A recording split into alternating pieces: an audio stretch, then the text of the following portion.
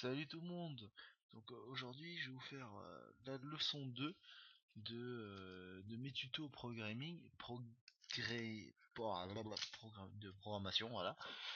Cette fois on va parler des types de variables et des opérations, ainsi que des raccourcis d'opérations, c'est-à-dire par exemple qu'on met x, par exemple i++, qu'est-ce que ça veut dire, i moins moins, plus par exemple i plus égal à je sais pas j, des choses comme ça. Je vais vous expliquer un peu ce que ça veut dire et, et les types de variables, c'est-à-dire int, float, char, long int, inside int, qu'est-ce que ça veut dire et pourquoi on les utilise.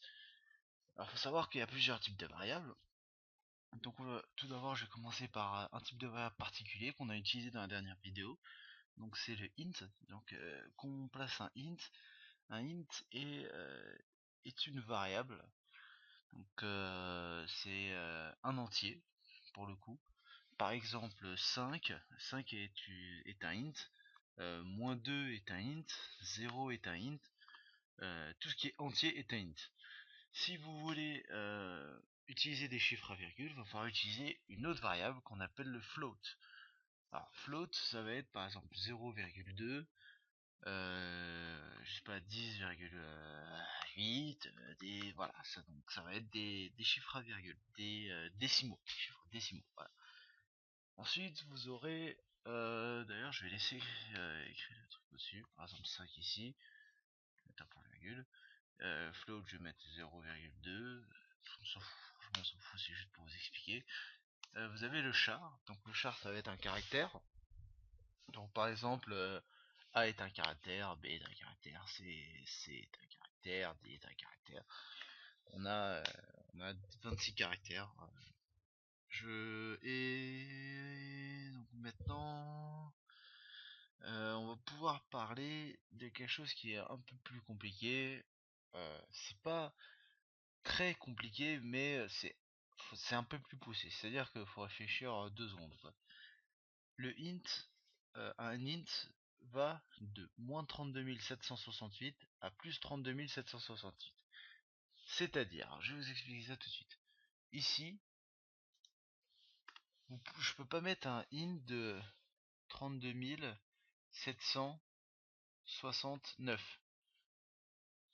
Un int va au maximum jusqu'à 32 768. Si vous mettez 32 769 ou 40 000 ou 50 000 ou 70 000, je sais pas combien là, ça marchera pas. Votre int, votre programme va faire une erreur. Si vous mettez par contre un long int, là, il va pouvoir aller chercher des valeurs qui sont beaucoup plus larges, qui sont beaucoup plus grandes. C'est-à-dire qu'au lieu d'aller jusqu'à 32 768, vous pouvez entrer des variables qui sont égales à 40 000, qui sont égales à 60 000, qui sont égales à 70 000 même si vous voulez, etc., etc. Des chiffres vraiment très grands et vraiment très grands aussi dans le négatif. C'est-à-dire dans le sens où, euh, comme j'ai dit il y a une seconde, un int va jusqu'à moins 32 768. C'est-à-dire que si vous mettez un long int de moins 32 000, si vous mettez int de moins 32 769, ça marchera pas. Il va falloir mettre un long derrière pour que il puisse trouver par exemple, ouais, on va mettre moins 40 000, voilà, on va mettre, voilà. Si pour que là ça va marcher, parce qu'un long va dépasser la valeur de moins 32 768. Si je mets ça, là ça marchera pas. Hop, là ça marchera pas. Il va pas trouver, il va pas pouvoir calculer correctement, il va vous mettre une erreur. Ensuite vous avez les unsigned int. Donc les unsigned int, ça va de 0 à 65 535.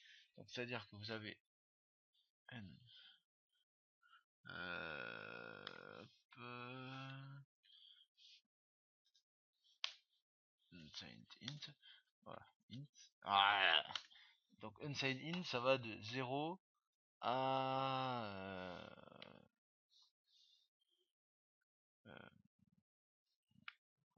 hop,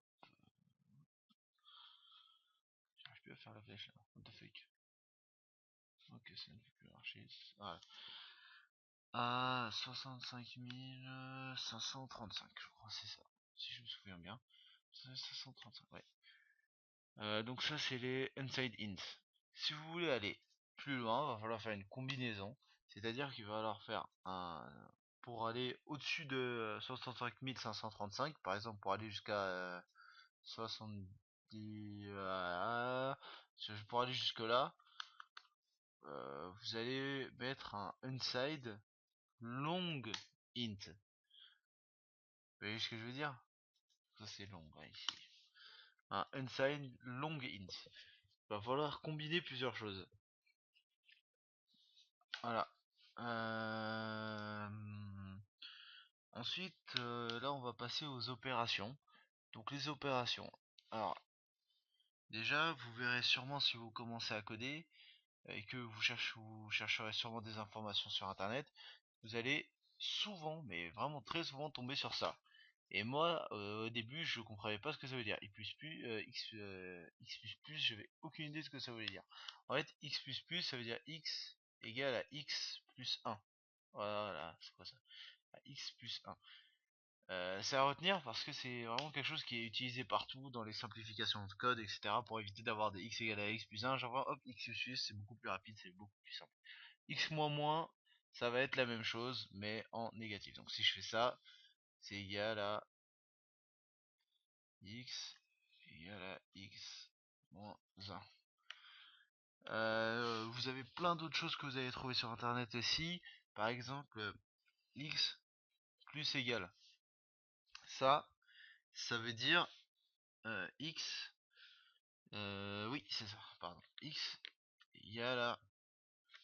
D'ailleurs, j'ai oublié une deuxième variable. Ici,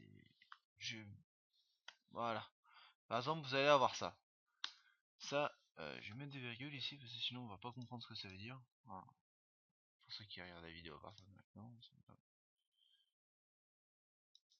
Ouais, non, en fait, je fais de la merde en fait.